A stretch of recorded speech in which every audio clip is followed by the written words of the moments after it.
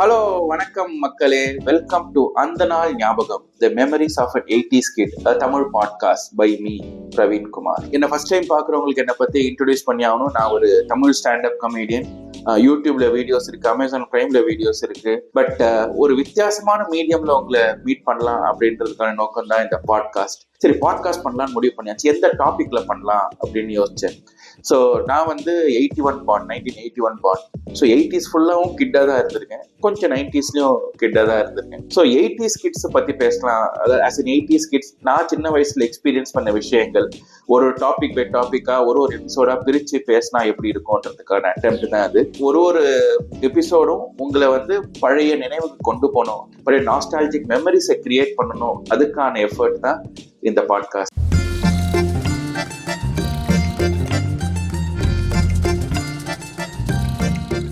அதாவது என்டர்டெயின்மெண்ட் பத்தி சொல்லணும்னா, அந்த காலத்துல வந்து மிகப்பெரிய என்டர்டெயின்மெண்டா இருந்தது மொட்டை மாடியில கிரிக்கெட் ஆடும்போது பக்கத்து வீட்டுல பால் அடிச்சு நம்ம ஃப்ரெண்டை அனுப்பி அந்த ஆட்டிக்கிட்ட திட்டு வாங்கிறது பாக்குறதுக்கு பாரு, அடா என்ன ஒரு சந்தோஷம். அதை விட முக்கியமான விஷயம் வந்து அடுத்த 5வது நிமிஷமே அதே வீட்டுல அதே ஆண்டி கண்ணாடியை உடைச்சி செதற விட்டு அதே டைம்ல நாங்களும் செதறடிச்சு ஓடுவோம். ஷார்டஸ்ட் கால்குலேட்டட் டைம் மைக்ரோ செகண்ட்ஸோ நானோ செகண்ட்ஸோ கிடையாது. அந்த வீட்டு கண்ணாடி உடையறதுக்கும் நாங்கெல்லாம் செதறி அடிச்சு ஓடுறதுக்கும் இருக்கான டைம் தான் ஷார்டஸ்ட் கால்குலேட்டட் டைம். நீங்க எந்த ஊர்ல வேணா இருந்துக்கோங்க, எவ்வளவு பெரிய வீட்டுல வேணா இருந்துக்கோங்க, ஆனா பக்கத்து வீட்டுல இருக்க ஆண்டிக்கு வந்து கிரிக்கெட் ஆனா பிடிக்கவே பிடிக்காது. ஏன்னே தெரியாது. எப்பவுமே யார் வீட்டுல யார் கிரிக்கெட் ஆனாலும் அவங்க பக்கத்து வீட்டுல இருக்க ஆண்டி வந்து பால் எடுத்து வச்சு தர மாட்டாங்க. அது என்னதான் ஒரு இது இப்ப இந்த காலத்துல எப்படி ஆயிருக்குன்னு தெரியல. பட் அதுக்கப்புறமா தான் ஆக்சுவல் என்டர்டெயின்மெண்ட் ஸ்டார்ட் ஆச்சு, டிவி. ஸோ இன்னைக்கு ஃபுல்லா நம்ம பார்க்க போறது வந்து டிவி, அதை சார்ந்த விஷயங்கள் தான் அந்த 80ஸ்ல. ஸோ ஃபர்ஸ்ட் வந்தது வந்து பிளாக் அண்ட் ஒயிட் டிவி. ஓகேங்களா? ஸோ அந்த பிளாக் அண்ட் ஒயிட் டிவியே பயங்கர எக்ஸைட்டடா நாங்கள் வெயிட் பண்ணி பக்கத்து வீட்டில் நம்ம பார்த்துட்டு இருந்தோம். ஒரு ஸ்டேஜ்ல வந்து எங்க அப்பாவே நம்ம வீட்டுக்கு டிவி வாங்கலாம்னு முடிவு பண்ணிட்டு டிவி வாங்கினார். டிவி வாங்கும் போது ஒரு 3 நாள் லீவ் போட்டுட்டார். எனக்கு புரியல, ஏன்னா ஒரு டிவி இதோ போயிட்டு வாங்கிட்டு வந்ததுல 3 நாள் லீவ் போடுறோம். அப்புறமா தான் புரியுது அந்த ப்ரொசீஜர் அந்த அளவுக்கு இருக்கும் அப்படின்னு. டிவில நிறைய பிராண்ட்ஸ் இருந்துச்சுங்க. அதாவது சாலிடேர், டயனோரா, இந்த ஒனிடா பேய், இந்த மாதிரி பல விஷயங்கள் இருந்தது. எங்க அப்பா வந்து சாலிடேர் வாங்கலாம் அப்படின்னு சொல்லி முடிவு பண்ணிட்டு வாங்க போனாரு. அவர் போகும்போது 2 வீலர்ல தான் போனாரு, ஆனா வரும்போது டெம்போல வராது. ஏன்னா அவ்வளவு ஐட்டம்ஸ் இருக்கு. டிவினா அப்படியே டிவி வந்து அப்படியே ஃபிக்ஸ் பண்ற மாதிரி கிடையாது, எக்கச்சக்கம் ஐட்டம்ஸ் இருக்கு. ஆண்டனா தனியா, அப்புறம் பூஸ்டரு, போன்விட்டா, இந்த மாதிரி பல விஷயங்கள்லாம் ஒன்று சேர்ந்து செய்யறதுதான் அந்த காலத்து டிவி. அது ஃபிக்ஸ் பண்றதுன்றது ஒரு கலை. ஃபர்ஸ்ட் அந்த டிவி எடுத்து வச்சிருங்க அப்படின்னா செவுத்தோரமா வச்சிருப்பா அப்படின்னா செவுத்தோரமா வைப்பாங்க. ஆனாலும் செவுத்துக்கும் டிவிக்கும் 2 கிலோமீட்டர் டிஸ்டன்ஸ். ஏன்னா அந்த காலத்துல கேத்தோட் ரே டியூப் டிவி, அதாவது முதுகுலே தொப்ப இருக்கிற மாதிரி ஒரு டிவி. அது வந்து செவுத்துக்கும் அதுக்கும் அப்பவே சோசியல் டிஸ்டன்சிங்கோட இருக்கும். அப்போ ஓவரால் ப்ரொசீஜர் எப்படி இருக்கும்னா, எங்க அப்பா வந்து டிவி ஆண்டனா தூக்கிட்டு மொட்டை மாடிக்கு போயிடுவார். மொட்டை மாடிக்கு போயிட்டு அதை ஃபிக்ஸ் பண்ணிட்டு கண்ட மேனிக்கு திருப்புவார். திருப்பும் போது தெரியுதா அப்படின்னு ஒரு குரல் கொடுப்பார். அது கீழே நான் வந்து ஜன்னல் பக்கத்துல வெயிட் பண்ணிட்டு இருப்பேன். அந்த தெரியுதாவை உள்வாங்கிட்டு நான் திரும்பி எங்க அம்மா கிட்ட தெரியுதா அப்படின்னு கேட்பேன். அவங்க வந்து பூஸ்டரை கண்ட மேனிக்கு திருப்பிட்டு இருப்பாங்க. அவங்க அந்த தெரியுதாவை எங்க அண்ணனுக்கு பாஸ் பண்ணுவாங்க. எங்க அண்ணன் வந்து சேனல் டியூன் பண்ணிட்டு இருப்பாரு. ஸோ இந்த மாதிரி எல்லாருமே சேர்ந்து ஒன்னா, அதாவது விக்ரமன் படம் மாதிரி ஒன்னா உழைச்சி இந்த டிவி தெரியுதா கேம் ஆடிட்டு இருப்போம். டிவி தெரியுதோ இல்லையோ, நாங்க டிவி ஃபிக்ஸ் பண்றது தெருவுக்கே தெரியும். அந்த அளவுக்கு சத்தமான ஒரு விஷயம் அது. அதுக்கப்புறம் எங்க பக்கத்து வீட்டு அங்கிள் சுப்பிரமணியன் இருப்பார், நாங்க மணி அங்கிள்னு கூப்பிடுவோம். அவரு வந்து என்னங்க டிவி ஃபிக்ஸ் பண்ணீங்க சொல்லவே இல்லை எனக்கு அப்படின்னு சொல்லி நாங்கள் வளகாப்பு ஃபங்க்ஷன் மாதிரி கூப்பிடணுமான்ற அளவுக்கு நமக்கு வந்து தோணும்.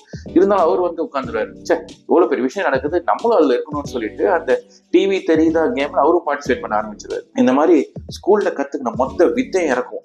இந்த trigonometry, permutation, combination, family values, unity and diversity எல்லாமே சேர்த்து வச்சு கடைசியா டிவி ஃபிக்ஸ் பண்றதுக்குள்ள நைட் ஆயிடும்.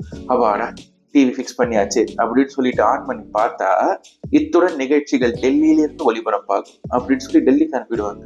அதுக்கப்புறம் ஒன்லி ஹிந்தி, நமக்கு ஒன்றும் புரியாது. 9 மணி ஆச்சுன்னா டெல்லிக்கு போனதுக்கு அப்புறம் நமக்கு வேற வேலையே கிடையாது, ஒழுங்கா போய் தூங்கி ஆகணும். அதாவது அந்த காலத்திலே சீக்கிரமாவே தூங்கிடுங்க, 9 o'clock கடையை சாத்திட்டு தூங்கிடுங்க அப்படின்னு நமக்கு வேல்யூ சொல்லி கொடுத்ததுதான் இந்த தூர்தர்ஷன். ஆனா இந்த டிவி காரங்களுக்கு வந்து என்ன நம்பிக்கைன்னு தெரியலங்க. ஒரு 10 சேனல் கொடுத்துருப்பாங்க டிவியில. வரப்போறது என்னவோ ஒண்ணுதான், அதுலயும் நமக்கு நைட் ஆனா எதுவுமே புரிய போறது கிடையாது. இருந்தாலும் ஒரு 10 சேனல் 10 பட்டன் அப்படி கொடுத்து வச்சிருப்பானுங்க. நம்ம பெல்லி பட்டன் மாதிரி, அதுக்கு என்ன யூஸ்ன்றது யாருக்குமே தெரியாது. அதுக்கப்புறம் இன்னொரு மேட்டர் இருக்கு, ஷட்டர். அதாவது நம்ம டிவி பார்க்காத டைம் ஷட்டர் போட்டு மூடிடுவாங்களாம், ஏன்னா கண்ணு பட்டுடுவான். என்ன லாஜிக்னு எனக்கு தெரியல. அதுவும் கண்ணும் பிளாக் அண்ட் ஒயிட், அதுவும் பிளாக் அண்ட் ஒயிட், அதனாலயா அப்படின்னு தெரியல. அது கூட மன்னிச்சிடலாம். ஆனா வெளியூர் போகும்போது அந்த ஷட்டரை போட்டுட்டு போயிடுவாங்க. அதாவது நம்ம இல்லாத டைம்ல யாரோ திட்டுதனா ஓபன் பண்ணி மகாபாரதம் பார்த்துட்டா. ஸோ அதனால என்ன லாஜிக்னு தெரியல. பட் அதுக்கப்புறம் தான் மகாபாரதம் சொன்னதுக்கு அப்புறம் தான் ஞாபகம் வருது. 3 ஹிந்தி ப்ரோக்ராம் எல்லாருமே விரும்பி பார்த்தோம். புதன்கிழமை ஈவினிங் வர சித்ரஹார், அப்புறம் ஞாயிற்றுக்கிழமை காலையில வர ராமாயண மகாபாரதம். இந்த ராமாயண மகாபாரத டைம்ல வந்து காலையில, சண்டே காலையில வந்து ரோடே காலியா இருக்கும். ஹிந்தி புரியுதோ இல்லையோ, ராமாயணம் தெரியுதோ இல்லையோ, அது உட்காந்து பார்த்துட்டு இருந்தாங்க எல்லாருமே. அது ஒரு நல்ல ஒரு விஷயமா இருந்தது. அதுக்கப்புறம் மகாபாரதம் ஆரம்பிச்சது. மகாபாரதத்துல வந்து மகாபாரத ஸ்டார்டிங்ல வந்து ஒருத்தர் வந்து பேசுவாரு, மே சமை ஹோ அப்படின்னு. அது தூய ஹிந்தில, நமக்கு சாதாரண ஹிந்தியே புரியாது. நம்ம ஏற்கனவே மகாபாரத கதை ஓரளவுக்கு தெரிஞ்சதுனால 1+1 3 அப்படின்னு சொல்லிட்டு இந்திய மோப்பம் பிடிச்சி கண்டுபிடிச்சி எப்படியாவது உள்ள போயிடலாம். இது வந்து ஒரு பயங்கரமான ஒரு தூய ஹிந்தியா இருக்கும், ஒண்ணுமே புரியாது. நான் ஒரு நாள் அது பார்த்துட்டு இருந்தேன், எங்க அப்பாவை பார்க்குறேன், அவர் வந்து மும்முரமா அப்படியே கவனிச்சுன்னு, ஒருவேளை இவருக்கு புரியுது போல இருக்கு அப்படின்னு சொல்லி அது முடிஞ்சதுக்கு அப்புறம் கேட்டா, அவர் வந்து இல்ல அவங்க ஏதோ சீரியஸா பேசினாங்க, அதை நானும் சீரியஸா கவனிச்சுட்டு இருந்தேன், எனக்கு ஒன்றும் புரியல அப்படின்னு சொன்னாரு. ஸோ பேசிக்லி நமக்கு வந்து ஹிந்தி புரியுதோ இல்லையோ, இந்த 3 ப்ரோக்ராம் வந்து ரெகுலரா பார்த்தேன். அதுக்கு அடுத்தது ஹிந்தியில எல்லாம் ரெகுலரா பார்த்தது வந்து கிரிக்கெட் கமெண்ட்ரி. அப்போ வந்து கிரிக்கெட்டை லைவா போடுவாங்க. பட் ஆனா இங்கிலீஷ் கமெண்ட்ரி ரொம்ப கம்மியா இருக்கும், ஹிந்தி கமெண்ட்ரி தான் நிறைய இருக்கும். இப்போ வந்து அது மூலியமா நம்பர்ஸும் கத்துக்கணும். 1 2 3 4 அதோட சே, அதுக்கப்புறம் 155 இந்த மாதிரி நம்பர்கள் கத்துக்கணும். அதுக்கப்புறம் கல்ஃப் வார வந்து லைவா காட்டினாங்க. இந்த மாதிரி நிறைய நல்ல விஷயங்கள் தூர்தர்ஷன் மூலியமா நாங்க கத்துக்கிட்டோம். அடுத்தது வந்து தமிழ் ப்ரோக்ராம்ஸ். தமிழ் ப்ரோக்ராமே ரொம்ப கம்மியா தான் இருக்கும். அதை விட நல்ல தமிழ் ப்ரோக்ராம் ரொம்ப ரொம்ப கம்மியா இருக்கும். எனக்கு பிடிச்ச தமிழ் ப்ரோக்ராம் வந்து ஃப்ரைடேஸ் நைட் அரௌண்ட் 8 o'clock வர ஒளியும் மொழியும். அருமையான ப்ரோக்ராம். அதை பத்தி தெரியாதவங்களுக்கு சொல்லணும்னா, நீங்க வந்து இந்த சன் மியூசிக், ஜெயா மேக்ஸ், இசை அருவி எல்லாத்தையும் சேர்த்து அப்படியே சுருக்கி 40 நிமிஷத்துக்கு கொடுத்தா எப்படி இருக்குமோ அதுதான் ஒளியும். வாரத்துல ஒரு நாள் தான் நாங்க பாட்டே பார்க்க முடியும். ஸோ அருமையான ஒரு ப்ரோக்ராம். அதுவும் சாதாரண ப்ரோக்ராம் கிடையாது, ஒரு தெருவையே ஒன்னா இணைக்கிற ஒரு பயங்கரமான ஒரு கருவி அது. எப்படி சொல்றது, நீங்க வந்து பக்கத்து வீட்டுல அந்த தெருவுல யாரோட சண்டை போட்டாலுமே சரி, எவ்வளவு கண்ணாடி உடைச்சாலுமே சரி, அதெல்லாம் பின்னாடி தூக்கி போட்டுட்டு டிவி முன்னாடி உட்கார்ந்து கமெண்ட் அடிச்சு எல்லாம் ஒன்னா சேர்ந்து கும்பலா பாக்குறது தாங்க ஒளியும் மொழியும். ஒரு அருமையான ப்ரோக்ராம் அது. அடுத்தது தமிழ் படம் போடுவாங்க. சண்டேஸ் ஈவினிங் அரௌண்ட் 5 மணி நினைக்கிறேன். தமிழ் படம் ஒன்று போடுவாங்க. அது என்ன தமிழ் படம்ன்றது ஒரு சஸ்பென்ஸாவே இருக்கும். நமக்கு வந்து ஒரு வாரத்துக்கு முன்னாடி 2 சான்ஸ் கிடைக்கும் அது என்ன படம் தெரிஞ்சுக்கிறதுக்கு. அதுவும் சம்டைம்ஸ் தான் சொல்லுவாங்க. அதுலயும் ஒண்ணு வந்து முன்னோட்டம்னு ஒரு ப்ரோக்ராம். அந்த முன்னோட்டம்ல என்ன சொல்லுவாங்கன்னா, அடுத்த வாரம் வரப்போற ப்ரோக்ராம் வந்து இந்த வாரம் என்னென்ன வரப்போகுது அப்படின்னு சொல்லுவாங்க. அதாவது காசு எல்லாமே சேம் தான்.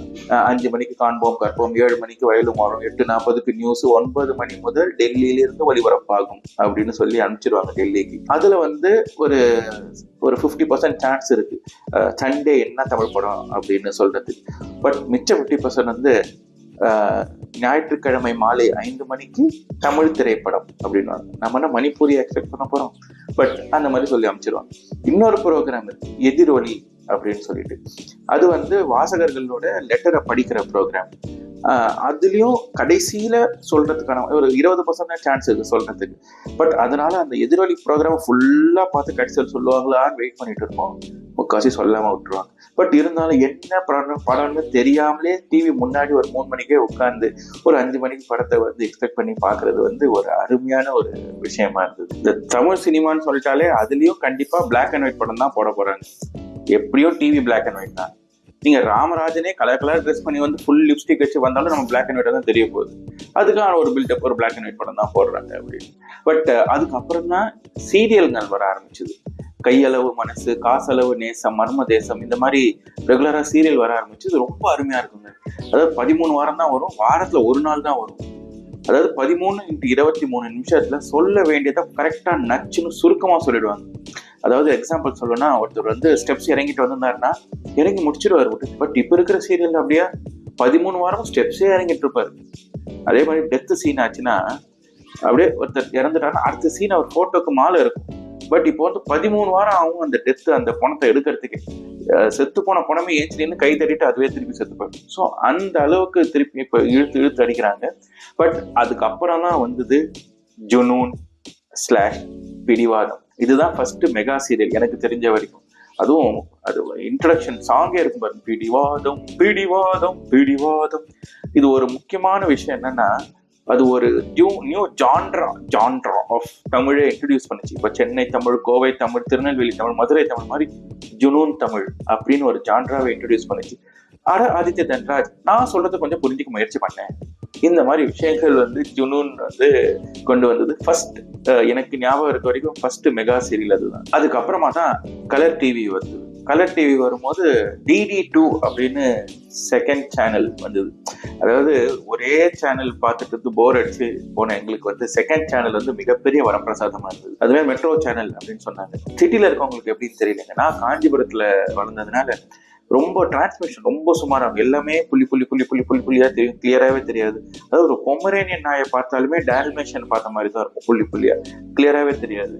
ஆனாலும் அந்த மங்களா கொஞ்சம் கிளாரிட்டி கம்மியா இருக்கு தெரிந்ததுல கூட நாங்க ரெகுலரா பார்த்து எனக்கு பிடிச்ச ப்ரோக்ராம் வந்து ஜெயண்ட் ரோபோ அப்படின்னு ஒரு ப்ரோக்ராம். ஜெயண்ட் ரோபோ வந்து பாத்தீங்கன்னா சாதாரண ரோபோ பயங்கர பெருசா இருக்கும். அதுவும் டிபிக்கல் ரோபோ மாதிரி தான், மூஞ்சில எந்த எக்ஸ்பிரஷனுமே இருக்காது.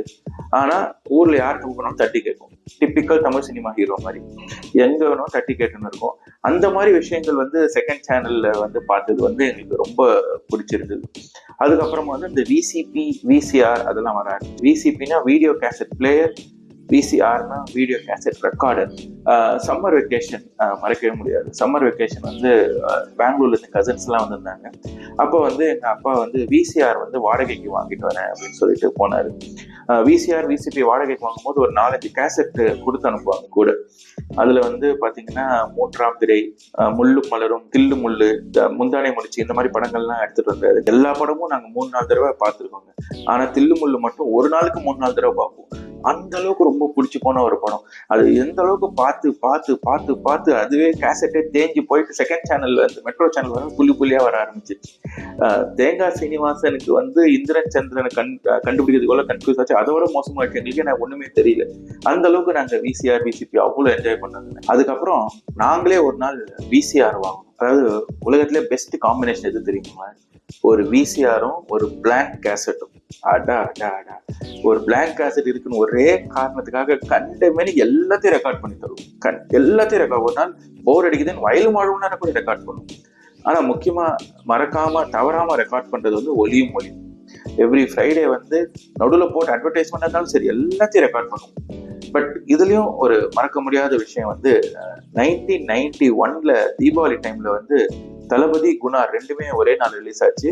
அன்னைக்கு வந்து தீபாவளி ஸ்பெஷல் ப்ரோக்ராம்ல வந்து சிறப்பு பாடல்கள் அப்படின்னாங்க. அப்பவே நாங்க குஷி ஆயிட்டோம். சரி புது பாட்டு போட்டுருவாங்களோ அப்படின்னு சொல்லிட்டு கேசட் எல்லாம் ரெடியா வச்சு ரெக்கார்ட் பண்றதுக்கு வெயிட் பண்ணிட்டு இருந்தோம். ஃபர்ஸ்ட் போட்டதே தளபதியில ராக்கம்மா கையெழுத்து. என்ன ஒரு எனர்ஜி, எப்பா தலைவர் டான்ஸ் அல்டிமேட். அதுக்கு அடுத்தது உடனே குணா படத்துல கண்மணி அன்போடு, வா ரெண்டுமே சூப்பர் காம்பினேஷன். அதுக்கப்புறம் மற்ற படங்கள்லாம் வந்தது. பட் இந்த 2 பாட்டுமே நாங்க வந்து போட்டு அதாவது ரெக்கார்ட் பண்ணிட்டு போட்டு ராக்கம்மா கையை தட்டி பைத்தியம் முடிச்சு அவங்களே குணா மாதிரி ஆயிட்டாங்க. ஸோ அந்த அளவுக்கு நாங்க கண்ட மாரி கதையை போட்டு பார்த்து என்ஜாய் பண்ணிட்டு இருந்தோம். ஒரு அமேசிங் ஃபீலிங் அது. இப்போ எவ்வளவுதான் விதவிதமான டெக்னாலஜி இம்ப்ரூவ் ஆகி எவ்வளோ OLED, curved TV, 3D TV எல்லாம் வந்திருந்தாலும் அந்த காலத்துல முதுகுல தொப்பை வச்சிருக்க டிவி வச்சு குடும்பமா சேர்ந்து ஃபிக்ஸ் பண்ணி ஆண்டனால சேர்த்து வச்சு அதுக்கப்புறமா VCR வாங்கி ஒரு பிளாங்க் கேசட் வாங்கி ஒளியும் ஒளிப்பெல்லாம் பார்த்து ஒரு தெருவு ஃபுல்லா ஒன்னா உட்காந்து பார்த்து என்ஜாய் பண்ணி கமெண்ட் அடிச்சு பாக்குற இது தனி ஃபீலிங் தாங்க. அது ஒரு அமேசிங் நாஸ்டால்ஜியா. ஸோ இந்த பாட்காஸ்டோட நோக்கமே அந்த நாஸ்டால்ஜியாவை உங்களுக்கு ஞாபகப்படுத்துறதுக்கு தான். ஸோ இது வந்து this is the end of first episode entertainment part 1. இன்னும் என்டர்டெயின்மெண்ட்ல பேச வேண்டியது நிறைய இருக்கு. அடுத்த எபிசோட்ல நம்ம என்டர்டெயின்மெண்ட் பார்ட் 2 பத்தி பார்ப்போம். அதுவரை உங்களிடமிருந்து விடைபெறுவது பிரவீன் குமார். திஸ் இஸ் அந்த நாள் ஞாபகம், memories of an 80s kid. Thank you so much.